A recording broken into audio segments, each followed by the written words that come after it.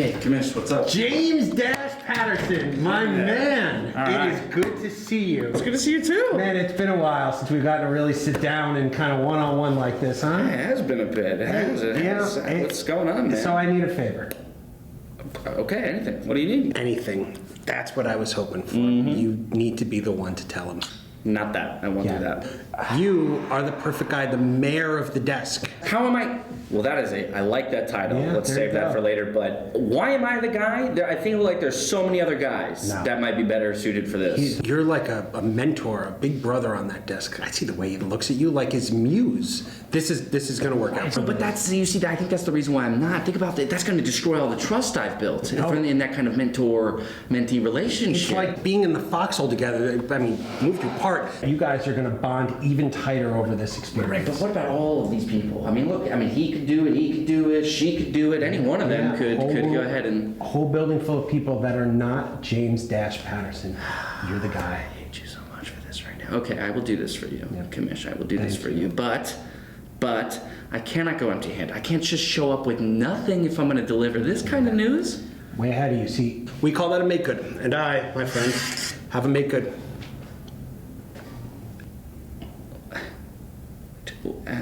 You're gonna make him. What is this? King of the desk. You're the kingmaker. The king.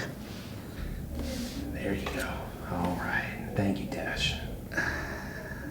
Jimmy Crown. So, I have some bad news. I was informed that unfortunately your stock portfolio cannot be aided by the stocks that you won. What? Just last week in our game show. Yes! There is some reasoning behind this as I come over to award you your crown upon further investigation. I want my 69 stocks. Upon further investigation, the stats team informed us that it would cause an undue inflation to the market if we introduced a whole bunch more stocks into the system. So I will crown you, as it says here, two. I don't know why it says this. Two hands LCS. So crowning the LCS Analyst Desk King, Mark Zimmerman. I declare you our LCS Game Show champion. Congratulations, my friend. I am very sorry about all this. I didn't want to be the one to tell you, but I had to be. With that.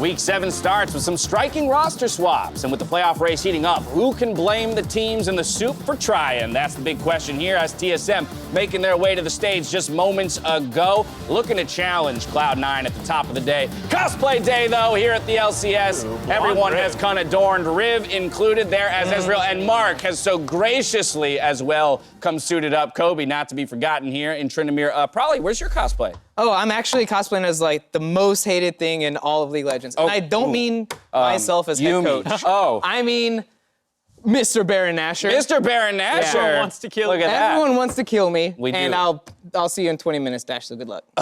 Okay, 20 minutes. Don't expect anything out of Prolly until 5 minutes to go. Hello, everyone, and welcome to the LCS Countdown. 30 minutes, we say goodbye to the strongest turret we've ever known, and hear from the OG Draven main himself until the timer reaches 0 and we jump into Champions Select. There are only 3 weeks left in the regular season, and while Cloud9 still searches for that perfect split, the teams ranging from 3rd all the way to that 4-way tie for 6th, they're looking to secure a playoff spot. Unfortunately for TSM, their first game of the week is versus Cloud9. Then Dignitas try their new jungler, Acadian, as he faces off against Meteos and 100 Thieves, followed by Team Liquid versus CLG, and 2 more games before the end of the day.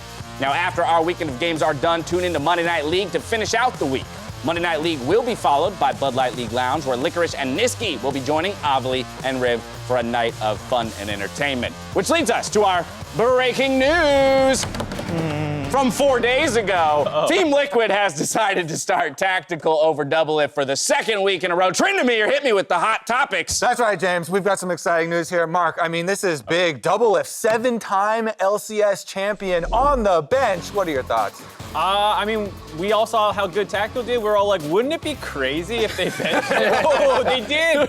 I mean, you can hear in this tweet how he talked about getting his teammates' trust back and stuff. I think there were probably larger internal issues around these kinds of things than we had known. And that's why when Tactical came in and did great, they're like, hey, we can just, play with Tactical until Doublelift shows that motivation that we all see is lacking. And so I think everyone seems to be handling it pretty professionally, though, based off that tweet and Steve's and others. Yeah, I mean, especially what we're used to with roster swaps. I mean, Prolly's no stranger himself. What are you talking about? A little bit of drama there.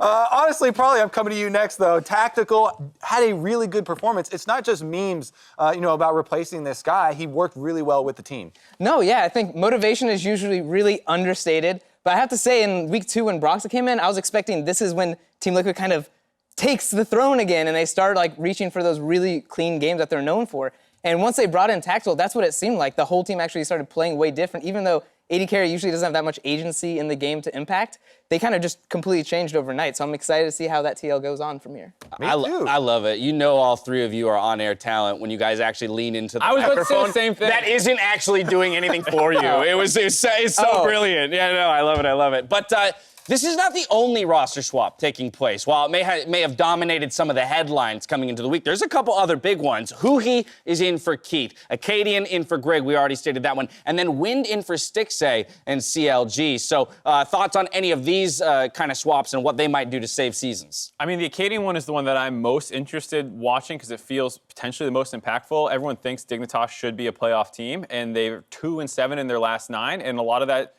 the criticism has come to Greg for underperforming, and so this could be the jump that they need in the last third of the season to make playoffs. Yeah, that's one of the ones I brought up on the dive because you look at the jungle for this team. Greg has had some good games with Dig, but it's when the entire team is based around playing around either Olaf, with a bunch of heals on the team, or the whole team is helping him go for invades. And it seems like he is having a hard time translating solo queue success to, LCS stage style play. The other ones, though, we had just started to get accustomed to Keith support, and now they're bringing in a Huhi. The timing on a lot of these does seem a little bit weird, but it seems like everybody wants to get these improvements in before it's too late for playoffs. Yeah, I think if the standings looked wildly different, maybe we're a little bit more decided, less of these swaps would come in. But because there is so much, competition right now for the final playoff spots, it makes a lot more sense to me that teams are really trying stuff. And while Doublelift is on the bench and he isn't the only staple, rather, that we have lost this split, it's time for us to officially say goodbye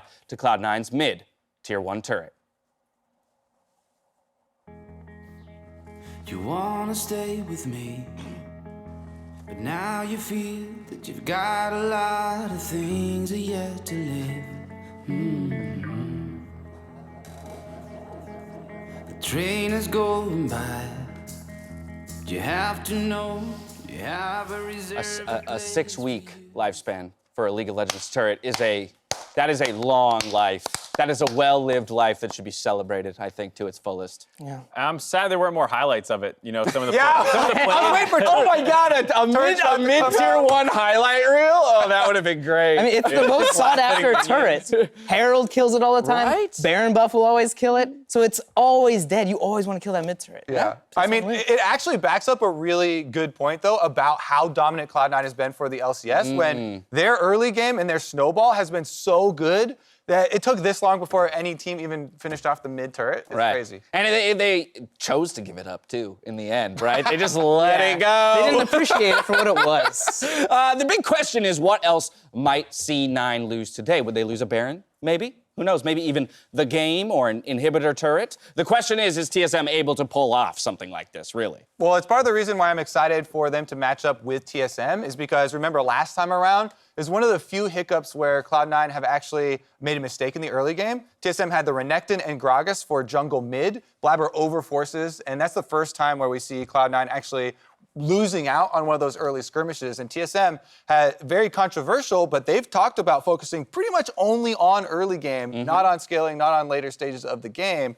And that might actually cause some fireworks. Yeah, but that's why I think C9 is so interesting for how dominant they are, because some teams like TAL in the previous years were dominant more in the mid to late game. They'd grind you out in laning phase, where then they would really, after laning phase, beat you down. C9 is dominant in the early game, and then even when things go wrong, in that TSM example, usually that's like the volatility of, oh, our mid jungle just got double killed. Mid's over, but it wasn't. You know, Nisqy found ways to still impact the game positively, which is why their dominance is so impressive. Yeah, C9 is on the cusp, right? A couple more wins and they've done what no LCS team has done before here in North America. Just a couple. But this dominance it feels so much different than some of our previously dominant teams like TL, which fits more the bill you were talking about of like a late game scaling type of team. Yeah, because usually consistency comes from how well you can play the game macro and like as a team. And early game is the only time where all the lanes are spread apart. There's so many more variables in the game, and that's the time where, every team actually gets to practice the early game.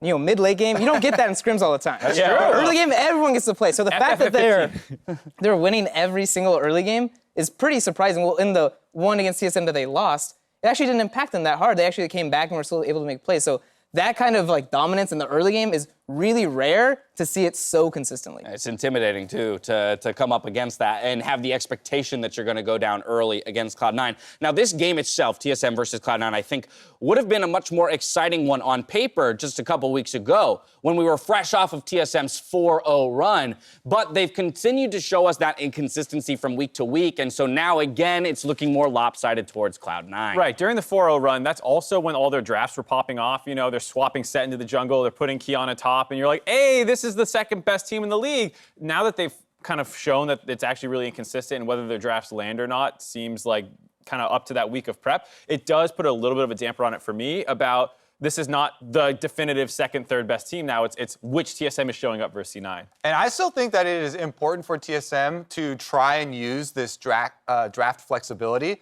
Maybe not the specific examples, because, you know, they've had the Maokai mid, Ornn mid, all this type of stuff. But if they can get winning lane matchups for themselves due to the flexibility, you know, switching stuff through to the jungle, changing the lane matchups, then that is your area to start, right? Everybody's looking at step one for how you try and combat Cloud9. I don't think that TSM is the team to try and say, okay, we'll weather the storm and scale for later, because their mid and late game has not been good. So you gotta go right out the gates, get some good lane matchups. They need every advantage they can get in this game against Cloud9. Another reason why Cloud9 is so impressive is what individual decisions they make when they're not dominating. And Mark, I believe you are ready to show us what makes Licorice such a great loser, like you so gracefully lost your stocks. Oh, don't bring it up. Be graceful about it, Mark. Let's stick with lane matchups. Like Kobe was saying about winning lane matchups, I want to highlight Licorice's game versus Dignitas, where he had to play Aatrox into Huhi's Lucian. It's a nightmare matchup playing against Lucian top, and he had Ignite. And so I think it's really important to identify in that situation what you're trying to accomplish. Number one, don't die. You can give up CS, you can give up some turret plates, just don't die, because then you start losing XP and it becomes a bad snowball of giving more gold over to them. Second, you want to protect your turret as best you can to slow them down from being able to open the game up. And then third, get CS, get as much as you can, but you want to prioritize the other two first. And so when you look at the early laning phase, Licorice is super back, he's respecting him, he's saying, this is your wave, Huni. You know, you take as much of this farm as you want, and I'll be happy with what I can get. He doesn't avoid trading completely, and he makes sure to protect against the dive, because that's what's going to kill him. Not really this early trade, but when these waves start collapsing into his turret. Then he takes an early recall, understanding the most important thing is not dying. So I'm going to go get my farm, get my first item, and then I'm going to back and walk back to lane instead of TPing, so he can save it, one, if he needs to protect his bot lane, which is something Lucian cannot do, or it allows him to, if he does die, TP back and keeps staying in the game. When he does finally get back to lane, he does a good job of staying in the brush and abusing vision. He knows Huni does not have a ward to put in here, so he stays in the brush, walks out, autos, saves his abilities. I know a lot of people might be tempted to shoot the W there or throw your long-range Q to grab that. Licorice is fine taking an auto attack for the 1 CS. He's prepared to trade back when Lucian does attack him. He has bone plating. You want to track all these things. While this is all happening and Grig's coming up to try and pressure this matchup, Blabber's not helping. This is something that's really important that people often don't see is, what's my jungler doing? A lot of top laners will be, oh my god, I'm under pressure, I'm getting dove, I'm getting harassed, come help me. Licorice is like, I'm fine, I'm gonna stay up here, I'm gonna last under the turret, I'll be safe, I have wards and stuff. You go get objectives on the other side of the map. And then when he sees his opportunities, you can't be passive. Lucian goes for a trade, and he goes, I can go for a potential kill here. And they actually trade flashes and ignite favorably, and he's still able to hold on to his TP here. He backs all the way up to stay safe. During this time, again, Blabber is not helping him. He's helping the bot lane, and this is a more competitive play. You probably can't translate this to solo queue, but he's getting bot prio for an early swap to go top and get to the Rift Herald, and that'll swap him out of this ad lane matchup. He actually gets further ahead by helping bot lane, not by having the jungler help him. This is a huge part of competitive play because now he's ahead on the entire play, and when you see his bot lane, what are they doing on the top side? They're dropping Rift Herald, they're taking it down. So he's on, just protect the turret 1v2, and then his team is going to grab that. And then finally, trying to find the jungler when you think the dives are coming. He knows the wave is coming in, so he actually meets Grig beforehand to stop this from being a 2v1, and then he plays with vision really well. He's putting the ward in, he's seeing Lucian leave the jungle, so now I can go back in and harass Grig on this, I can steal that away, and then when Lucian comes back, I'm backing off again. And he's just wasting so much of Grig and Lucian's time up here while his team continues to make things happen on the other side of the map. So he was able to get his team massively far ahead while he ends up at a 20 CS deficit. It may not feel good to play, it may not look good on the scoreboard. No one's gonna, be like, wow, did you see that Aatrox performance usually? But that was one of the things that won his team this game, was how well he played on the weak side of the map. And so I really want to stress, don't die. Make sure that you grab, protect your turret as best you can and grab any CS you can. It's very difficult to do, but those are the kinds of things at the high level that make the difference in losing matchups. So I hope you guys learned something or two there. Before we go, MasterCard is giving away a trip to the Spring Finals. There are 2 ways to win. Either purchase RP using your MasterCard or save that card in the League client. Both ways automatically enter you to win. The window to join the sweepstake ends this Monday, the 9th, so make sure to sign up now, get that set up, and then we'll be right back.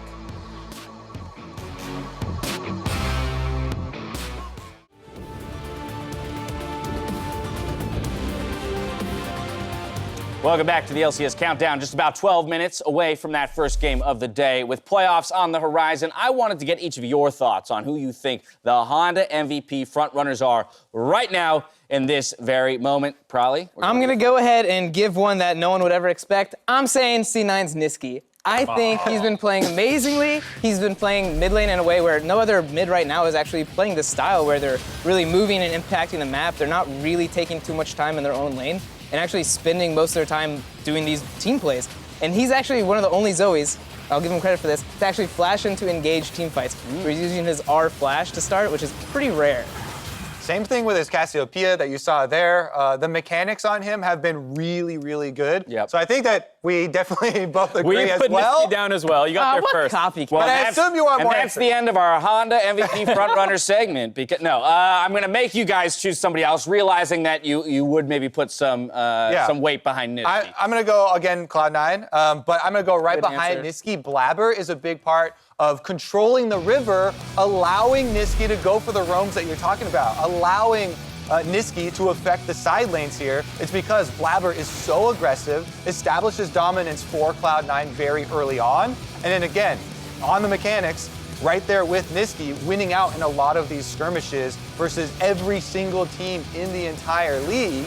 And Blabber himself, 82.4% win rate in the LCS, by the way. Smurfing. That's actual Smurf stats. If you see in a pro league. you see an account in Challenger, even you're like, wow, 84, that's Right. crazy. But in the LCS, With over 30 games played, too, right? It's a lot of times you see those stats, and it's like, well, they played 4 games. So all they had to do is win 3 or 4, and it's like, no. This is with a large number of games, 82.4% win rate. Really solid for Blabber. We're going down here, down the line. What do we got? I'm going with Sven, one of the new additions to the roster this split. I think Vulcan deserves a lot of credit for the improvement in the bot lane this season, but I do want to give a lot of it to Sven individually stepping up compared to his TSM level that we saw before.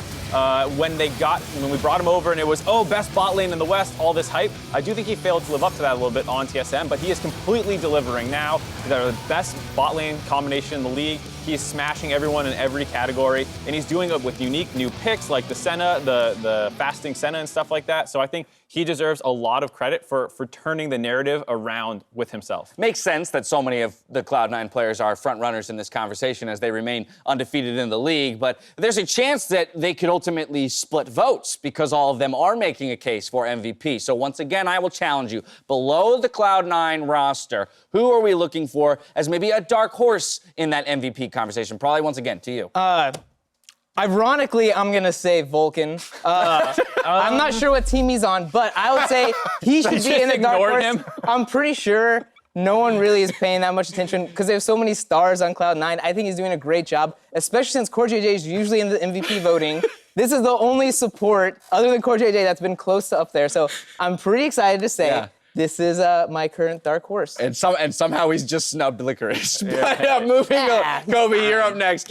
Please just give me a non-Cloud9. So yeah, if I'm understanding this correctly, You can't say I'm supposed to Licorice. say Licorice now? Right, yeah. Okay, I'm gonna say Power of Evil Okay. for a dark horse because when he and Ignar are added to FlyQuest, I think this is the most underrated offseason move that any of the LCS teams made. They completely changed how summer 2019 FlyQuest operated. Power of Evil knows exactly what he wants in game. He's giving them direction, and he also plays champions that people don't expect him to play from his history. The Rumble games were big, Kiana game as well. I think he's doing a lot to change the face of this team. I'm going to take the other new addition that you're talking about, two of these great new players. I would say Ignar, just Boom. because there's a lot of tendencies that these players have had in the past about falling into more passive play styles that we've seen out of Santorin and Power of Evil at different times. I think Ignar has done an incredible job jumpstarting and keeping them from falling into those again, as well as having an insane champ pool. Each of these players only has a couple more weeks to make their case. We're going to step away, but before we go, this week the LCS is excited to highlight our partnership with Active Minds to help promote healthy habits in gaming and keeping a positive mentality. For more information on this program, as well as a great conversation about this from The Dive,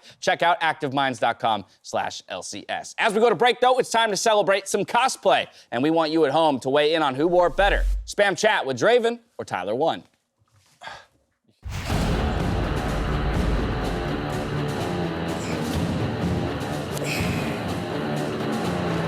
I'm the real Draven. You know who to vote for.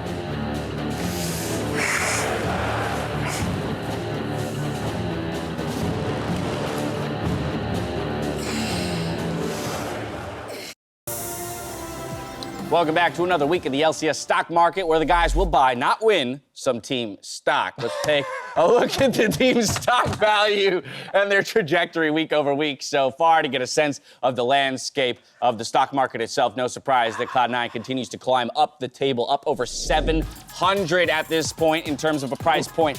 Next team isn't even above 600, so they are just creating massive separation in the market as of right now. But with so many teams close together in the middle of the pack again, it seems like there is room to gain ground if people make the right choices. As leader of the stock market, though, Prolly, due to recent news, I'm going to go ahead and go to you first. Is that me? Get us started. Is that you, man, at the Dang top? it, I Woo! didn't- You I didn't can't really bring mean my to. spirit. I have a plate. That's Yeah, my boy your right plate is there. pretty great. LCS. I'm going to go ahead and say I'm changing my strategy a bit. I had Cloud9 all year. Okay. I'm selling that, selling at a high. And I think this is Team Liquid's turnaround. I think Tactical's in. I think they're looking good. So I'm going 8 into Team Liquid. And I got 1 left over. Oh, I'm going to pass that to FlyQuest. My nice they get second your place. pity stock? They get my little pity stock right there. Cloud9. Oh, I had enough for Cloud9? All right, I got 1 in Cloud9. I don't know. Just cheat. Wow, Apparently, I don't know how to do math. For a man with the most money, you don't do a very good job of keeping track of your money. Yes. It's a little worrisome. Down the line to Kobe and Mark Z, we're indexing into TL here. Do you guys have similar faith? I'm second place right now. How am I supposed to pass Prolly if he picks the same as me? I still am keeping all Team Liquid. Yep. Because similar reason for Prolly. Their upcoming schedule, I think they should be able to win. They're looking so much better. But Kobe, you have 9 TL. He only has 8. So if TL goes 4-0 and Cloud9 drops a game or something, you might snag Cloud9's it right gonna back. lose? You have little faith. You mostly divested. Mark, finish us off here. I What have do you Team got? Liquid too. He's also got Team Liquid. Mark is so done with this game now. After I've been lied to, it's just kind of hard to get up for it. That's so amazing to me. Well, of course, all these teams are going to have to make moves today as we take a look. Where are you going, Prolly? I was Where were gonna you go headed? steal a couple more stocks over there. I saw some on the ground, and I was making a mad dash. But it's all right. I'll get them later. Let's take a look at predictions. A minute 30 to go until game 1 of the day. Let's see where you guys are throwing your votes.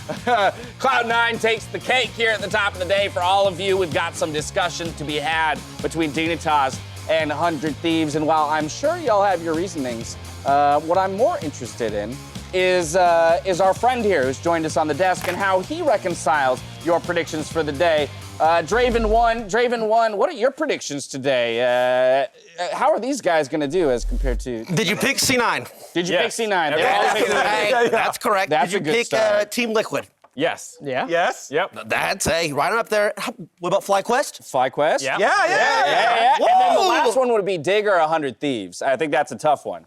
I picked Dig. You picked me. Dig. Yeah! You both picked Dig. Wait. All right, Tyler, why or Draven, sorry, Draven. My bad, it's a slip of the tongue there. Why is it that you have faith in Dignitas over 100 Thieves? You know, because I really like Johnson. Being a former 80 carry myself. A former. I understand how hard the role is. So to be a new player, new 80 carry, get in there with confidence. Woo! That's tough. I like it. And the quick response here for 100 Thieves, because you're the only one who voted for it. Yeah. I don't know. Dig's playing with a new jungler, man. He's got nothing on. I think it's hard. Draven. With that, though, Cloud9 TSM hitting the rift in just a moment, so we're going to toss it out to the battle arena for the call. Draven, thank you so much for being here.